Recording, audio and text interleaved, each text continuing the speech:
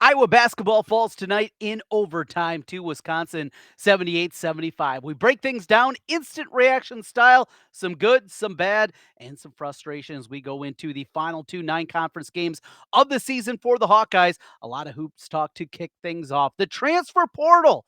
Well, early on in football, it giveth, and we're still waiting for that second domino to fall. Should we be concerned about Iowa football not delivering? Nobody since Cade McNamara has committed to the Hawkeyes. That's all coming up today on Locked On Hawkeyes. Are Locked On Hawkeyes, your daily podcast on the Iowa Hawkeyes. Part of the Locked On Podcast Network, your team every day.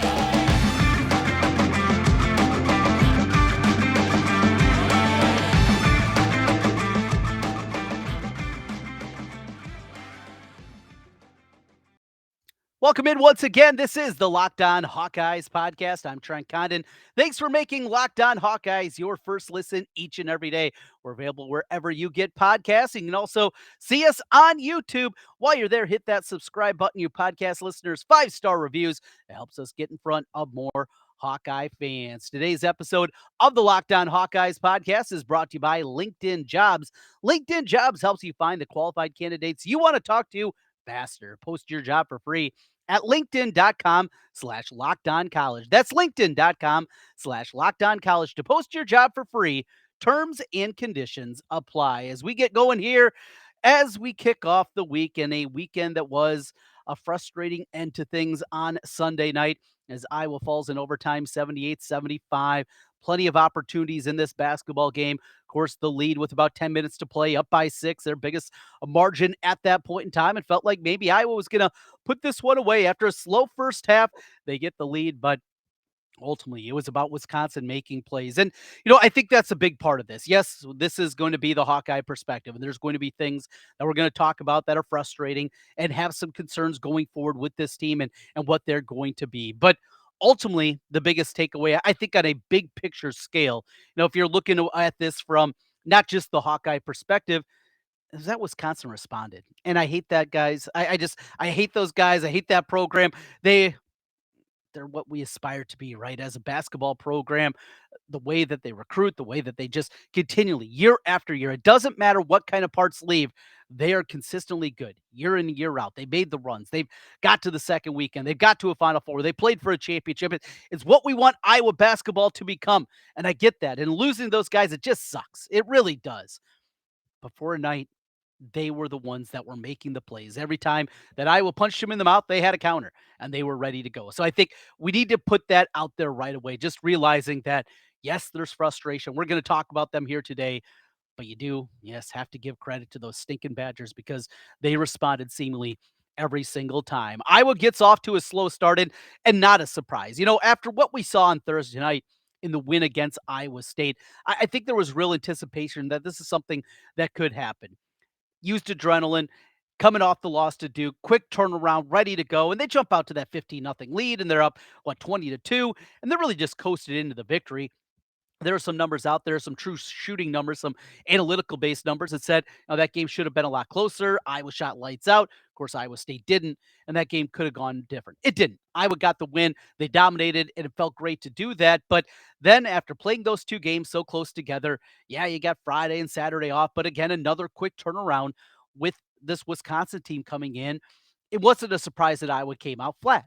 And yet, even with that, a performance in the first half where you're not playing well, you're not shooting it well, you're just flat. And to have that game tied, you feel pretty good overall. And you had the comeback at the end of the half. You had the lead for a while, and you're going back and forth with it. You're going toe-to-toe. You go into the second half.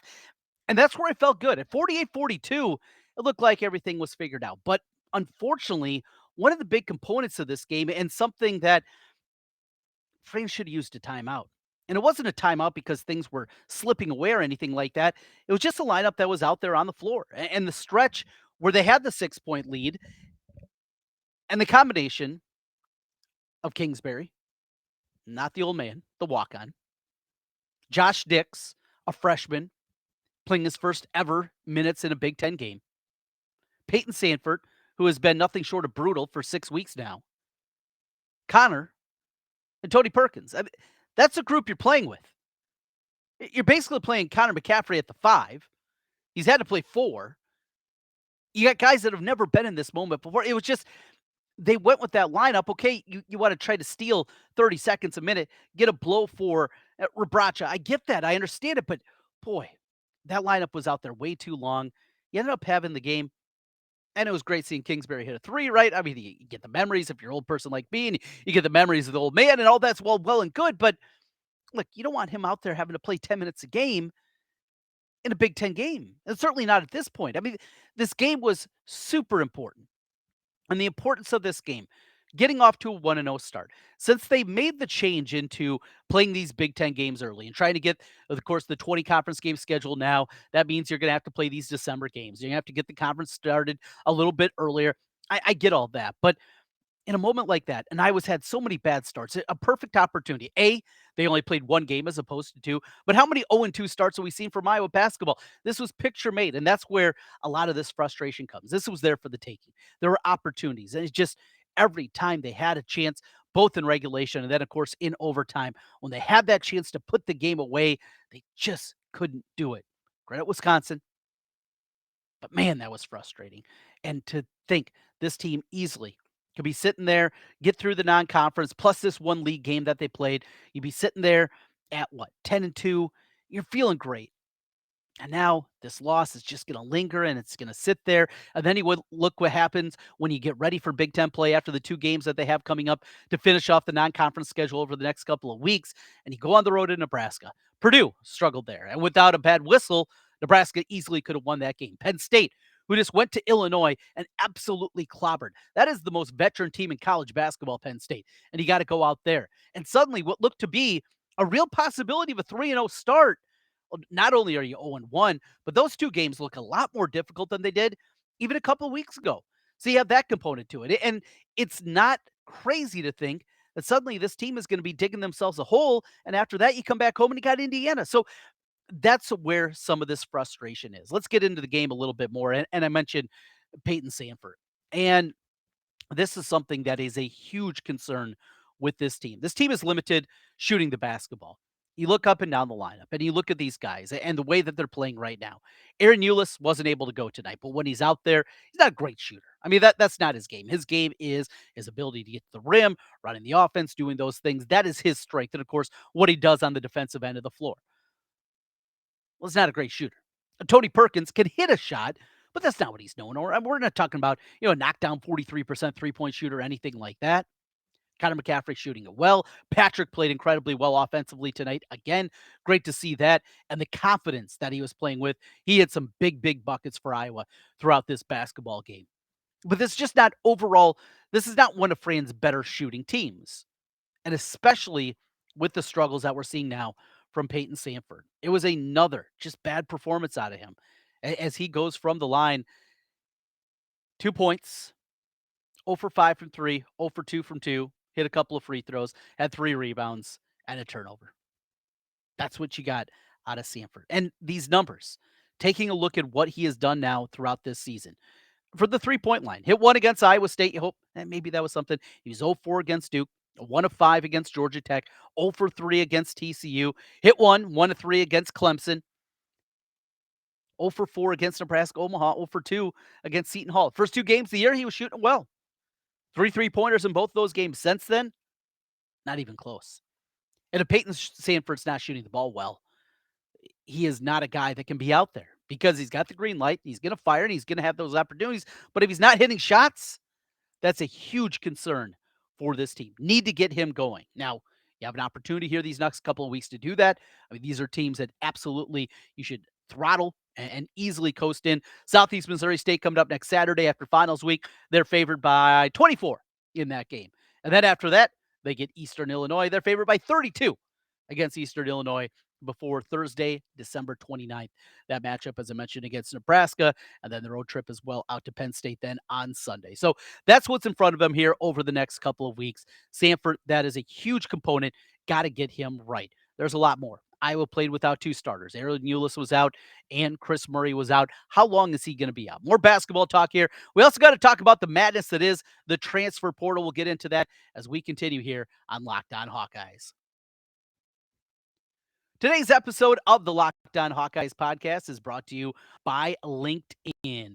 These days, every new potential hire can feel like a high stakes wager for your small business. You want to be 100% certain that you have access to the best qualified candidates available. That's why you have to check out LinkedIn Jobs. LinkedIn Jobs helps you find the right people for your team faster and for free. It's a positive experience. It's so easy to do. Look, I know technology a little bit, but I'm not some ace out there. I can get around a computer a little bit.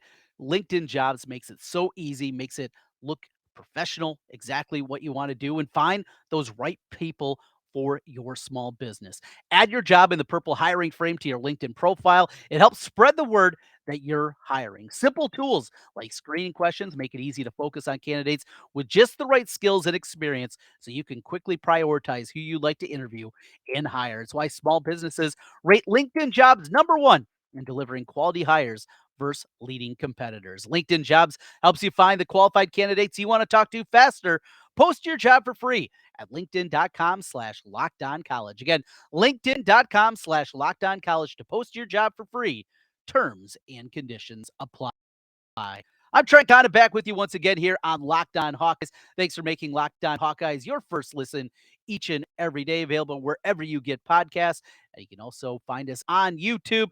Hit subscribe, 5-star ratings. That's what we're looking for, and help us get in front of more Hawkeye fans as we continue here more on the basketball front and what's going to be happening here over the next couple of weeks and what needs to happen for this team to hit their panic button. I know there's people out there losing this game that the frustration gets there. It was a rough week.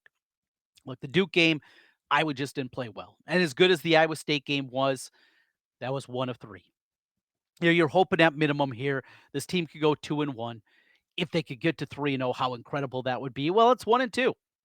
Of course, it's not worst case scenario. That'd be an 0 for 3, but this is kind of on the low end of what we were anticipating, what we were expecting going into. So you have that component.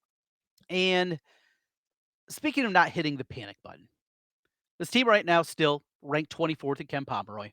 This is a analytic-based stature that statistical model that takes a look, and it is predictive, basically saying what a team's going to be more than likely going forward. That's good news. Now, this is not a team that is kind of skating by on hope and a wing and a prayer. They got to get Kris Murray back. And he is the best player on this team. He is the NBA talent on this team. Tony Perkins, you also got to get right. We talked about Payton Sandfort. Outside of Connor McCaffery, and we saw Patrick tonight, but and nobody's playing at their highest level. And I guess that's why I don't want to hit the panic button right now. Now, another part of the game that people want to talk about is the technical foul from Fran McCaffery. And the national media, as always, they get it wrong. And they don't understand Fran. Now, one thing about Fran that I personally can get frustrated with is he just goes from 0 to 100, right? And you look at guys like Tom Izzo, the way that they work the sidelines, Greg Gard, and it's just constant. And they're in the official's ear and they're talking and they're jawing, and it's the whole game long and it just never ends. And that's not Fran. And I like that part of him. But when he loses it, he goes from 0 to 100, and it's very easy to get the technical. Now, I don't know what was said as they panned with the BTN cameras. It didn't look like he had said anything, but he was staring him down. And then afterwards, he was really staring him down and held back from the staff. Look, I love Fran. I really do.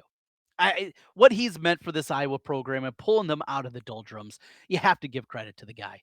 Yeah, do we want to see more? Absolutely. I get that. Yeah, we want to see more from him. And we want to see more from this program. We want to see a Sweet 16. We want to see, just the talk and the buildup going into that second weekend. I get all that. But he answered a question a year ago, what he did in that Big Ten tournament, something that had been its own problem for Iowa basketball in the Fran tenure. And he got that. And he got a Big Ten title in the tournament championship. So you have that. And you just keep getting there year after year after year. And they're going to break through. They're going to get there. But that's one. I get it. The national narrative, it was completely wrong. Look, there's still so much season to be played. And the health, that has got to be a big part now. It doesn't mean Tony Perkins, maybe he needs to take a night off. You're talking about Perkins hasn't been right this year. We, of course, have been without Aaron Ulis as he was gone again. We know the Kris Murray injury. You're playing a walk-on out there 10 minutes in a Big Ten game. Carter Kingsbury. That's where this team is. They're not deep. This is not a deep Fran team. Desante Bowen, super inconsistent. He's a freshman. That's going to be the case. You just look at up and down the roster and can still get there. But I think it's just going to take maybe some more work than we've seen in the past. I'm still confident. Fran certainly deserves the benefit of the doubt. He has taken worse groups than this and made them NCAA tournament teams. And I don't think that this is a team they have to be concerned about being an NCAA tournament team. But I get it. We want more. We want more. We want to see more. And because of that, that is a huge, huge part of this Iowa basketball program. Again, they're off for the rest of the week. So they're going to get right, hopefully get healthy. You got two easy games in front of you. And because of that, you're suddenly going to be saying, all right, this team's going to be sitting at 9-3. You go into conference play. You got those two road games, two winnable road games against Nebraska, Penn State before Indiana comes to town. And our conversations definitely can be a whole lot different. Well, we've been talking a lot about the transfer portal. Of course, a little over a week ago, after we got the commitment from Cade McNamara, it was all exciting. It was what this is going to be, how the change is going to be, how exciting that is going to be. Well, the excitement's maybe dried up just a little bit. We're still waiting for that second commitment out of the transfer portal. We'll talk about that more as we come back here on Locked On Hawkeyes. A lot more still coming your way as we shift over to a little bit of football. That's right. We're talking football here on Locked On Hawkeyes. Stay right there. We're back with more in a moment.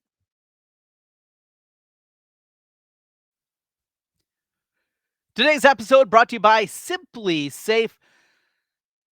Here at Locked On Hawkeyes, we believe home should be where you and your family feel the safest, especially over the holidays. This season, give yourself and your family the gift of peace and protection with the #1 rated home security system, SimpliSafe.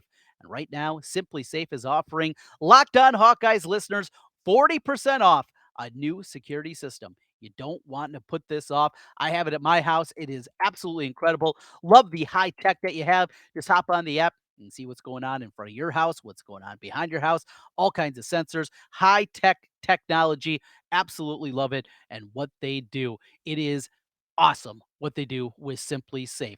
It was named Best Home Security System in 2022 by U.S. News and World Report. That is the third year in a row that has been the case. In emergency, 24/7 professional monitoring agents use Fast Protect technology exclusively from SimpliSafe to capture critical evidence and verify that the threat is real so you can get higher priority police response. 24/7 professional monitoring service under $1 a day, less than half the price of a traditional home security system. With the top rated SimpliSafe app, that's what I love. Stay in complete control of your system, arm or disarm, unlock for a guest, access your camera, or adjust system settings anytime, anywhere. Don't miss your chance to save big with my favorite security system. 40% off any new system at simplysafe.com/lockedoncollege today. Simplysafe.com/lockedoncollege. There's no safe like SimpliSafe. Trent kind of continuing with you on the Locked On Hawkeyes podcast. Thanks for making Locked On Hawkeyes your first listen each and every day.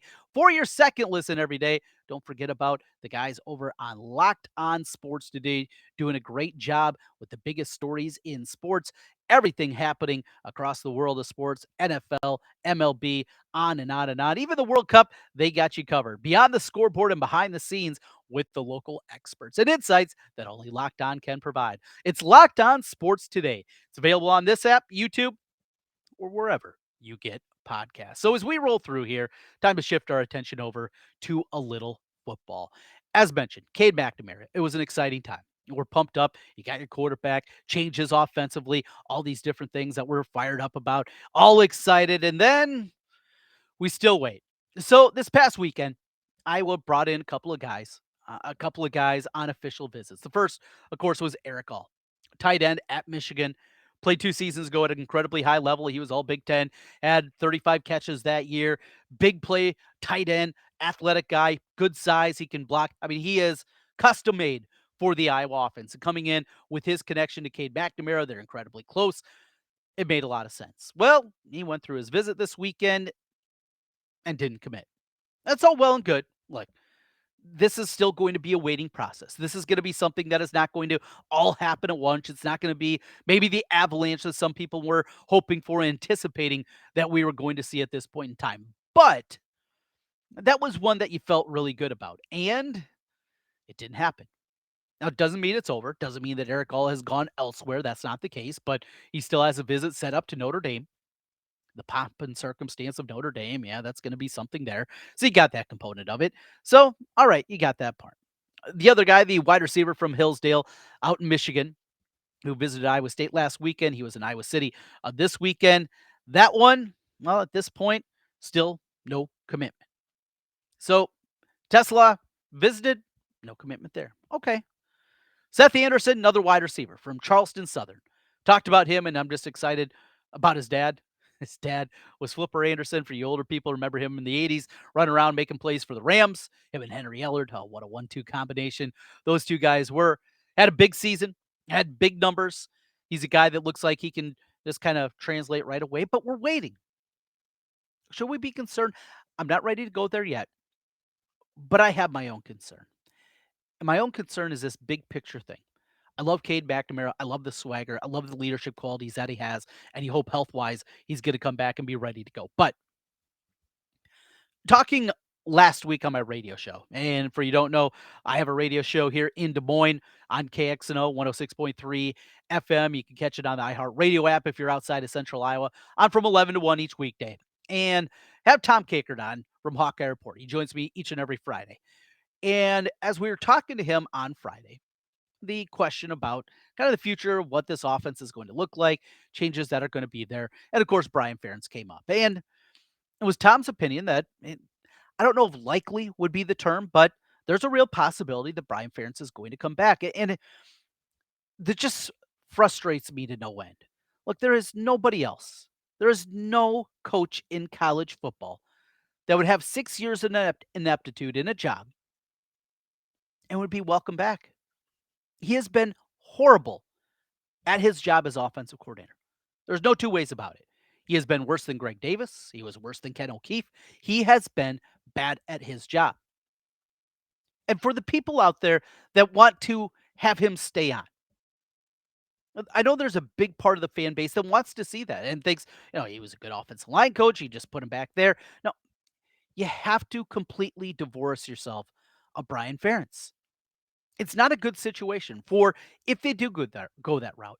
And if it's a demotion for Brian Ferentz, so he goes back and he's a line coach or a tight end coach or whatever it is, he's still going to be there. And he's still hanging over. It's still the coach's kid, right? That's still hanging out there. It's not good for the program. It's not good for the offense. It's time for new ideas. It's time for a fresh start. And if it becomes, even with the demotion that he's hanging around, that's not the best thing for Iowa football.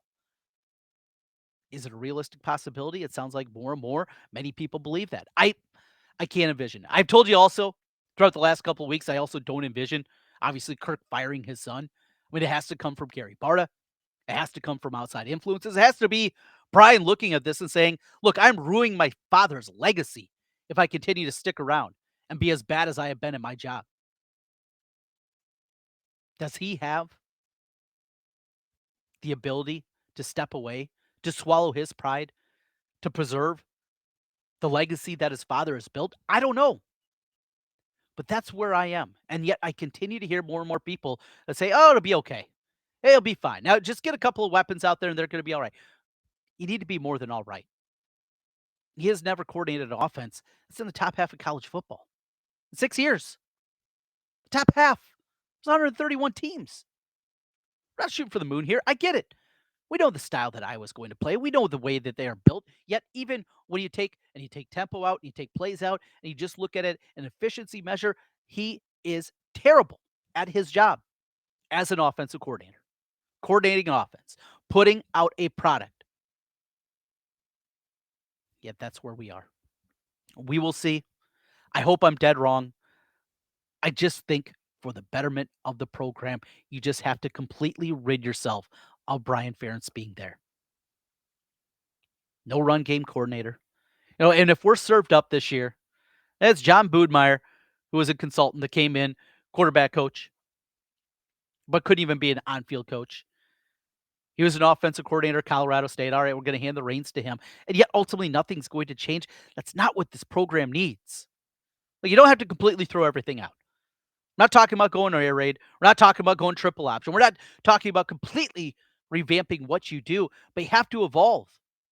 And just keeping the same people in charge and shuffling some deck chairs around, it doesn't work. There's a program in the Big Ten that tried to do this just a few years back. It was Michigan State and Mark D'Antonio tried to do the exact same thing.